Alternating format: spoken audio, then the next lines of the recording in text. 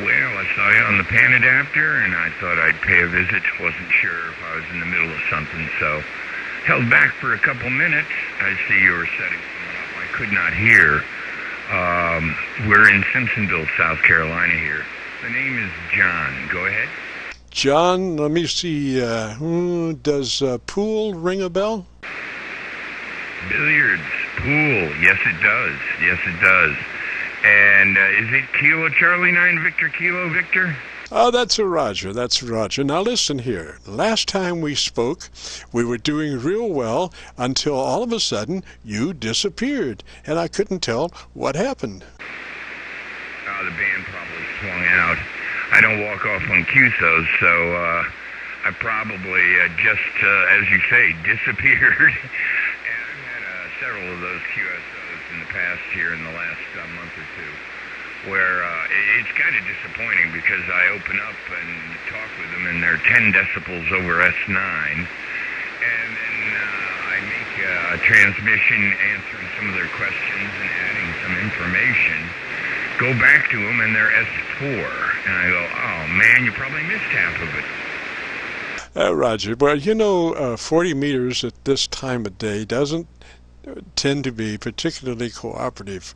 You know, and it's a sliding scale from where we are to down to the 100 watts, and you would think that a normal situation, 100 watts, 300 miles, should be coming in at 8, 9, 10, somewhere in there, you know, but they're coming in like maybe a dB above my noise level, so it's you know, and then, you know, you and I, we talk along, and all of a sudden there's a 40 dB hit for, you know, an hour or so.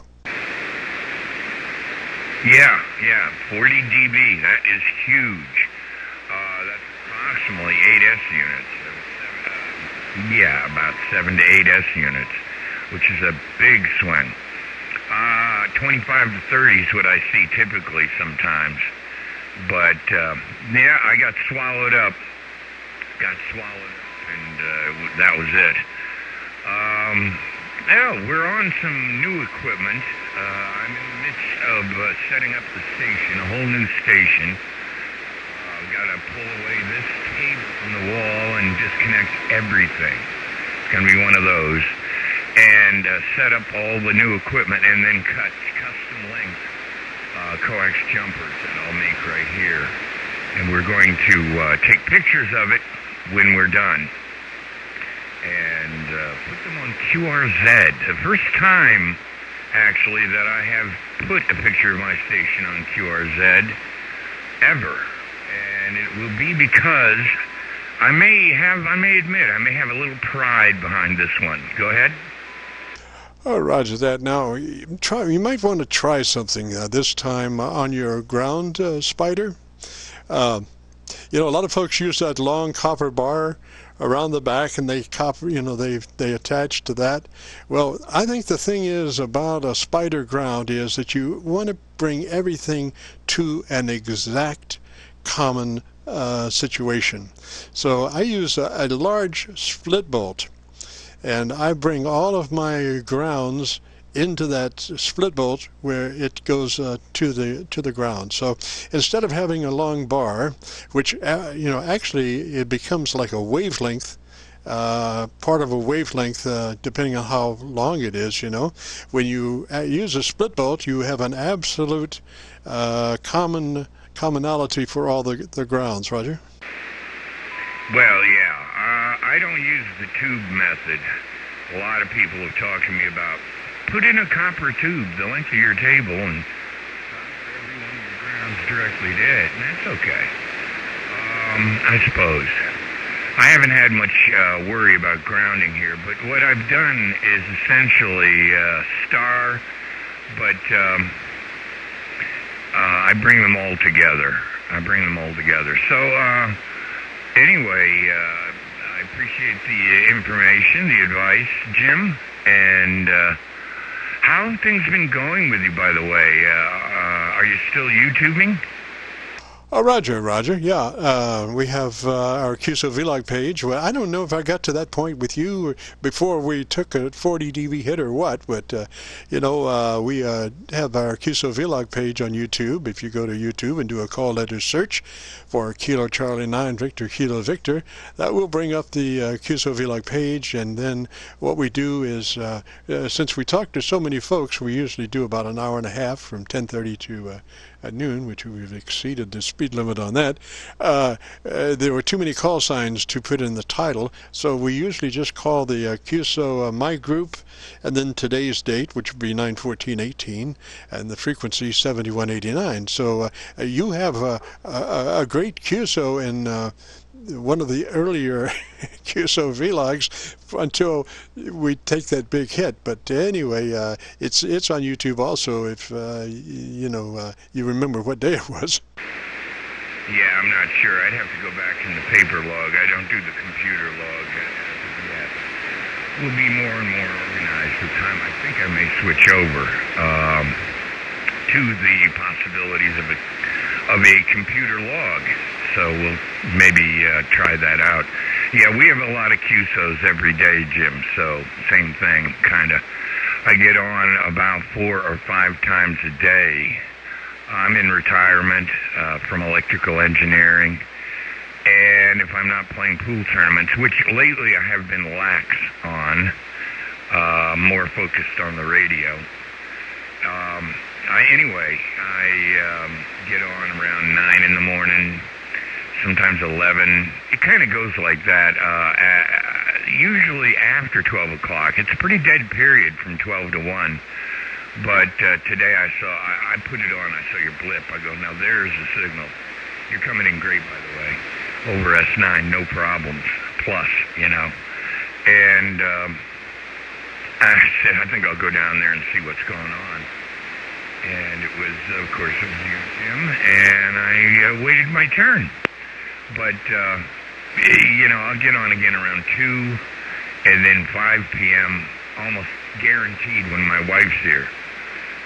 She watches Little House on the Prairie, and I used to do that with her, and we do it together, but I've seen them all at least 2 or 3 times. I know them too well, so when she puts that on, I come down here and get on the radio at 5 until as late as 7 o'clock.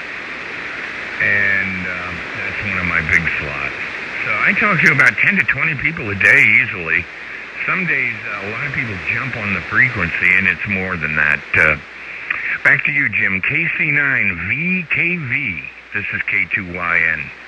Roger, John. Now you are a multiple time user on 40 meters, and I'm just curious, I've been trying to do this Qso-Vlog thing in the morning between 10:30 and 11, and I'm not real satisfied with my 100-watt friends because the signals are, 300 to 400 miles, they're coming in like a couple of dB above my noise level. So you have worked this band all different times. What time on 40 meters do you think the band opens up the best?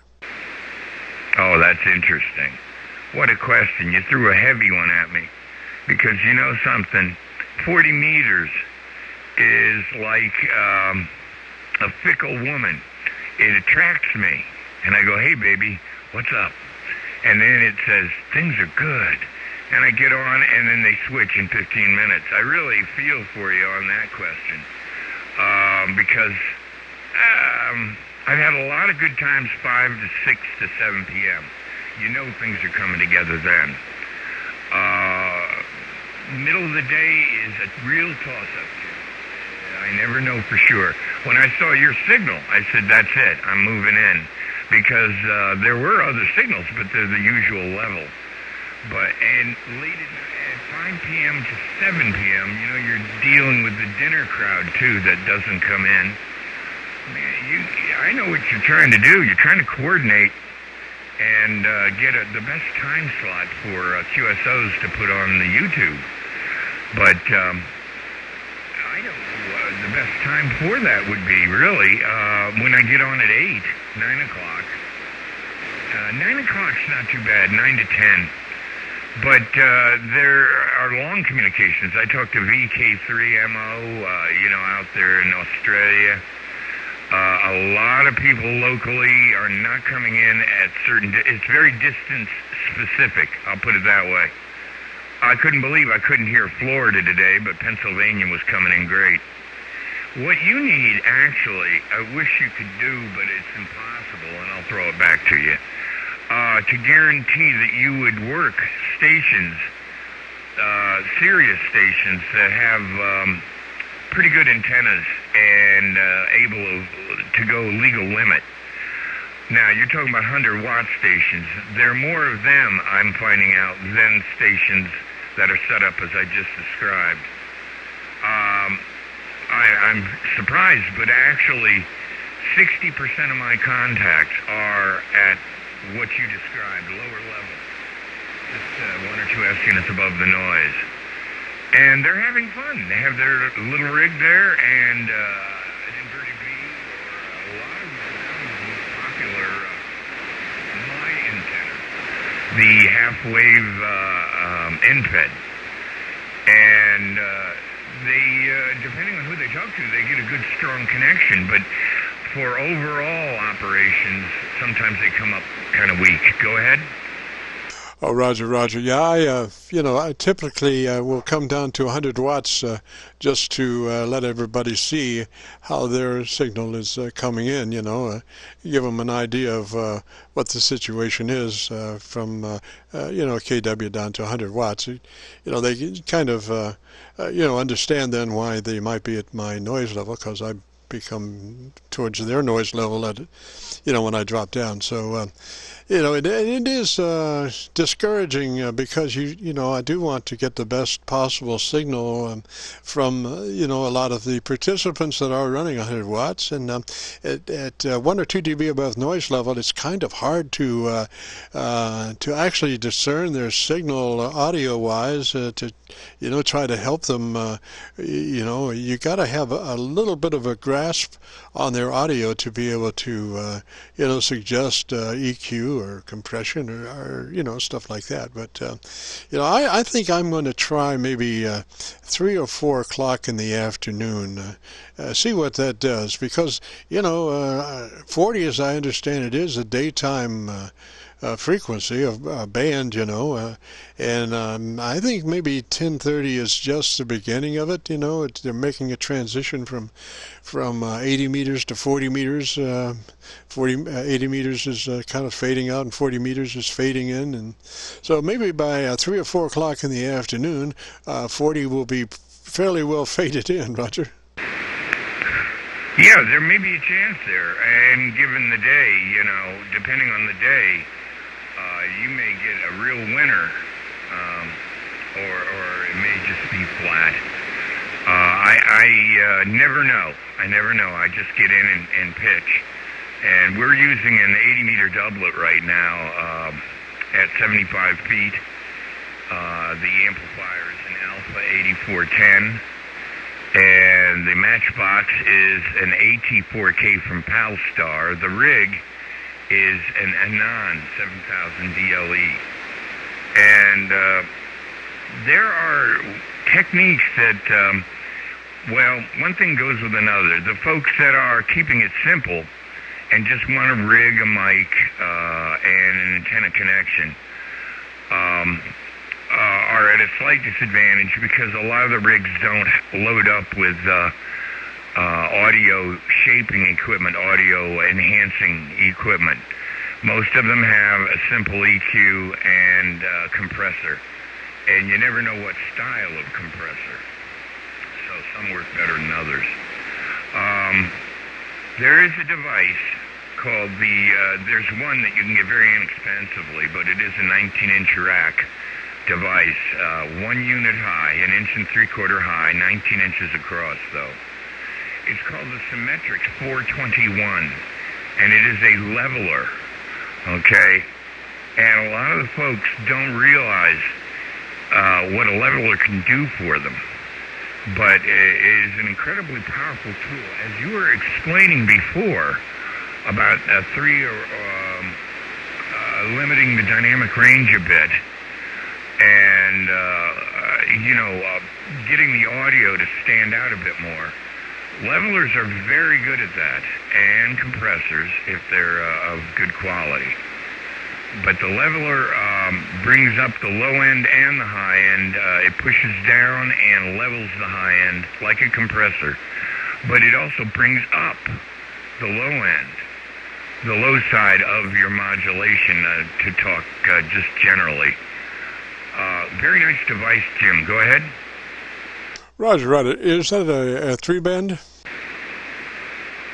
No, that is what I call a comprehensive or a universal. It is not split up into frequency bands.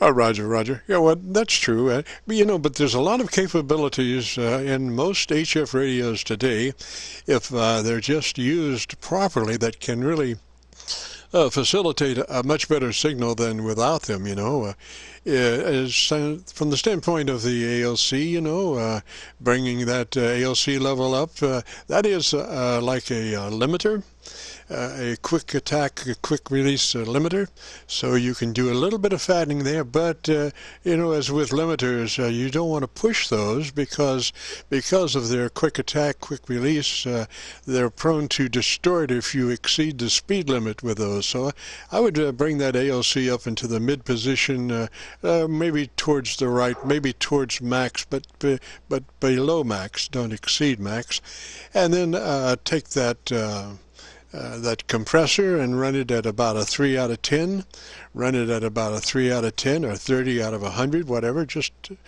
engage that, and then EQ, depending on the mic you're using, you don't want mud, so you my typical response to EQ is half boost top capabilities, leave the mid-range alone, half roll bottom end capabilities, and start there, Roger. Yeah, I understand. And in tough conditions, there are sometimes exceptions. But it's a smile, they used to call it, typically, to set up the EQ. A little bit up on the ends and flattening out in the middle. So, and again, depending on conditions, you may, and how your EQ works, the style of EQ, you may lower the energy in the low end. But, it's very interesting. We have a leveler in the Anon that's independent of the AGC, and that's kind of nice to have. But yes, let's take the 7300 as an example. That is a 2-band EQ, bass and treble. And I have found many times to set them up at a 0 for the bass and a +3 on the treble. Seems to balance out nice. Or a +1 on the bass and 3 on the treble. And that unit, actually, you've got to drive that one up, like you're saying. You've got to drive the AGC, ALC, whatever, up to near maximum. Almost in the red. Not quite. About 10% below. And then bring up the compressor to 4. And I've heard them just come to life. Go ahead. Oh, well, that 7300 is just a beautiful radio. I mean, that is one of the best radios to come along in a long time. And, as far as that 2-band EQ, provided that it's, top and bottom, and, most folks are just going to leave the mid-range where it is and just EQ, the top and the bottom for balance and preference. I think a 2-band EQ, I wouldn't have thought it, but now that I think about it, 2-band EQ can do just as good, because I seldom mess with 1K, because that's your, that is a given, and it's your relationship, the top end to 1K and the bottom end to 1K that makes a difference, Roger.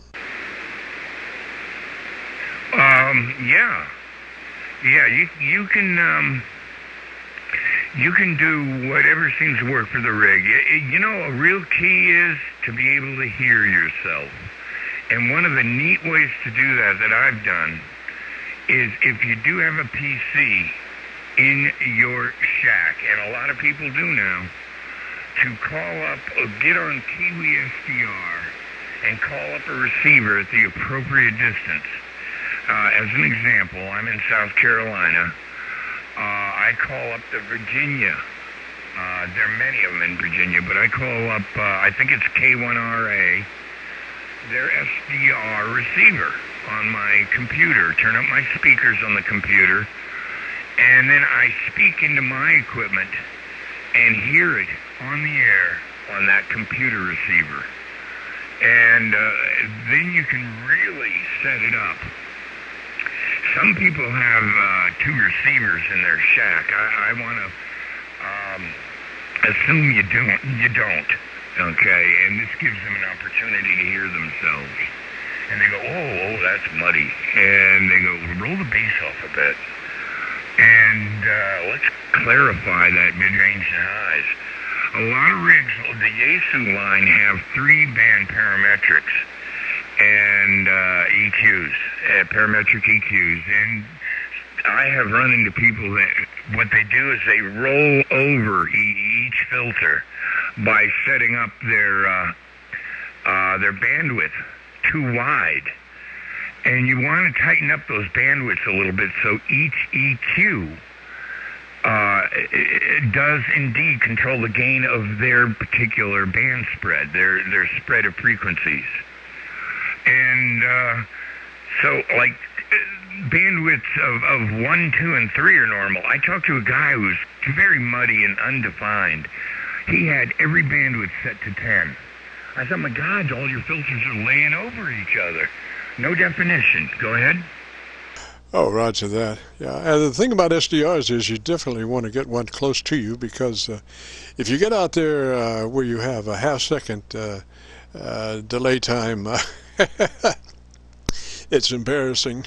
I don't know, you know, if you've done much talking with a half-second delay, but you start off and you go, you just can't cipher with a half-second delay. Now, another thing is a lot of these computer speaker systems have earphone jacks on them, so you can take a pair of cans and plug into your PC amp and be able to hear yourself on your earphones without any, you know, the speakers causing any feedback to your microphone, to be able to more clearly hear yourself. Or the best way is to do a Qso-Vlog recording like we're doing, and then later on go to YouTube and do a call letter search for Kilo Charlie 9 Victor Kilo Victor, and hear yourself in all the glory, you know, without having to even do any speech, you know, words. Roger? Oh yeah, well that's a very nice service actually. I hadn't considered that you are indeed recording these QSOs, and they can go back. That's a very good service in a sense. Besides entertainment and learning, you can hear yourself, which is learning too, I should say. Let's see now. Yes, the delay is there. And what I used to do were short transmissions like, well, how do you feel today? And then it goes, well, how do you feel today? It is funny what that delay is, isn't it, Jim? Go ahead, K2YN. Roger, roger. Now, the first time I worked California on 80 meters at about 2 o'clock in the morning, I was using the Half Moon Bay SDR out in San Francisco, and I didn't have, you know, I've got a an input select thing for different signals, and I didn't have it actually running in through that selector, and so I was dealing with an open a speaker from the computer as I was trying to do my QSO, and I was driving myself crazy.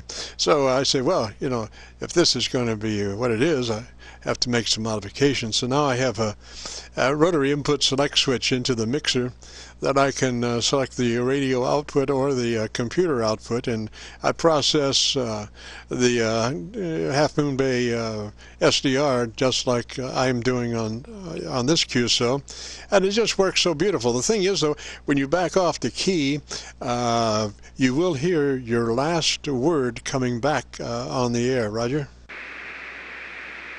Yeah, it's true, and that's a good setup. You know, I ended up having to turn the volume down. My volume and bass and treble controls on my amplified speakers from the computer sit right by my rig, and I just reach over and turn the volume down when I'm making a transmission, and then I turn it back up when I'm listening to the other station.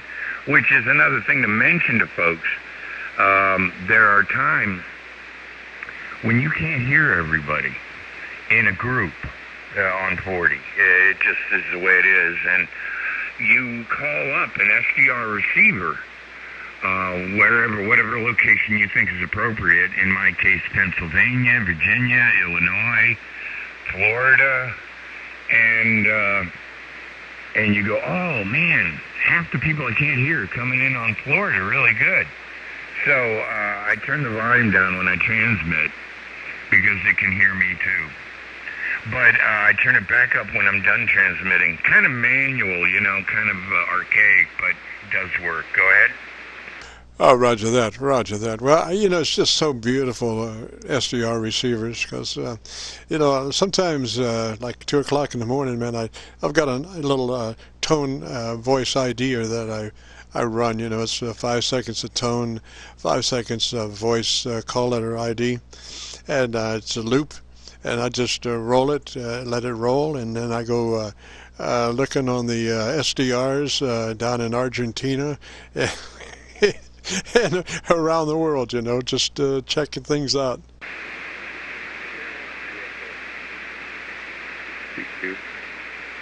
Okay, there were, I think we have some folks out there, Jim. Shall we pick up one or two? I heard it's CQ. Station CQ, come back with your call sign. This is Kilo 4 with Tango Echo here, St. Florida, over. Kilo 4, what was the rest?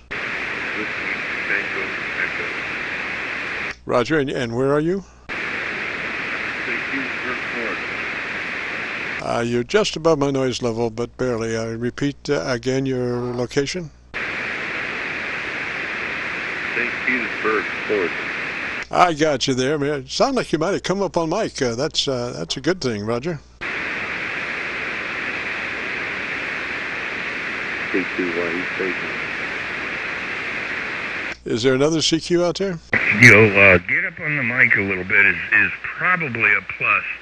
Let me do something here really quick, and that's Kilo 4 Whiskey Tango Echo. Yeah, I got you. This is Kilo 2 Yankee November. Rich, how you doing today? Pretty good. My name's I just set up EQ on this 12 volt. Well, now, it doesn't have the strong punch, but it's balanced fairly well. I would probably bring up the highs a hair. On the 1200, you have 3 bands. How is your high parametric set, your high end? What's the center frequency, the gain, and the bandwidth? Go ahead. Bandwidth is at 103,000, and I'm not sure which one that number that is. 103,000? I'm not sure about that. The bandwidth will usually be 1 through 10. The frequency would typically be in the thousands, yes. And the gain would be probably minus 10 to plus 10. It's going to have a range.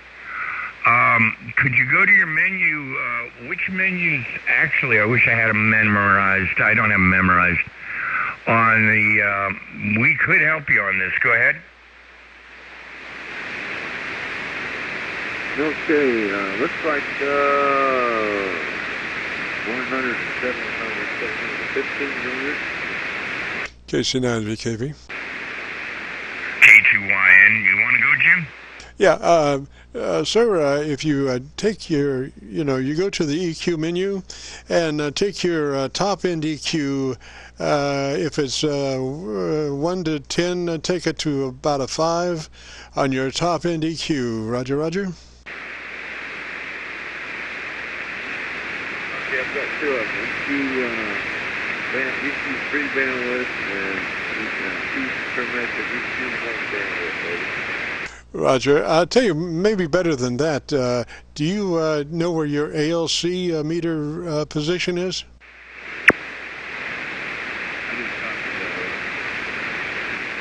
If you go to your ALC meter and make sure that your audio is up mid-scale to 2/3 on your ALC meter, that would be a good place to start. Roger. Okay, on the ALC, I'm just right on the top of the line, buddy. I'm sorry. Don't use a whistle. Just use speech, and speak into your microphone, and bring your mic gain up to where the meter is halfway to a 2/3 scale towards max, but not over max. Roger. Okay, it's there. It's all the way up, over. Okay, if that's true, then go to your EQ menu, Roger.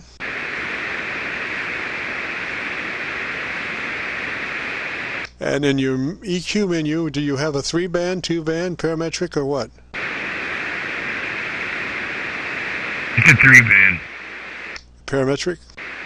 Parametric. I'm trying to get him on the high one, the 3rd band, so that we can get I think his center frequency's off. Yeah, well, if he just yanks on the top end, boosts the top end, it would be, if he can go half possibilities boost on the top end and see where that goes. Yeah, Rick. The 3rd parametric, the frequency, if you can find that menu, there's 3 menus, of course. Menu, I think it's like 132, 133 or somewhere in there. You look around for parametric 3, set that frequency up at around 2,000. Anything near that, 2,200, 21, 1,900, somewhere in there. Your gain will be fairly high. That's going to be the other setting. And that should be about 7. And the bandwidth, when you're up that high, bandwidths of 2, no more than 3. Now, I'm probably, I don't know if you're just first using the rig. This may be a little confusing. But, Rick, go ahead. Yeah, I just got this rig. You're right, so I am a little bit confused. What was that meter? Okay, I'm going to find it. Did you say you're on an FTDX? Yeah, it's a 1200. I'm on the MD100 mic, over. Okay, that's a good setup. You made no mistakes. The 100's a good mic. The FTDX 1200 can have very fine sound.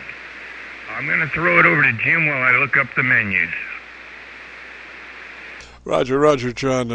Tell you what, I'm going late for lunch, man. I'm starving. I'm going to get out of here. I'm going to say threes to everybody that participated in this morning's Qso-Vlog. We've enjoyed it, and we will be posting this on YouTube in the next couple of days. And this Qso from about 10:30 till now will be called by my group and by the date 9/14/18 and by the frequency 7189. So we'll be posting this in the next couple of days. Threes to all. John, thank you, sir. You catch it, take it from here. Catch you later. Kc9Vkv is clear. Okay, Jim, my pleasure. You've made this a very fun day for me. I'm glad we hooked up. And I'll say 73 to you now. I hear the phone ringing. You want food. You got to get going. So Kc9Vkv, this is K2YN. Bye-bye, Jim.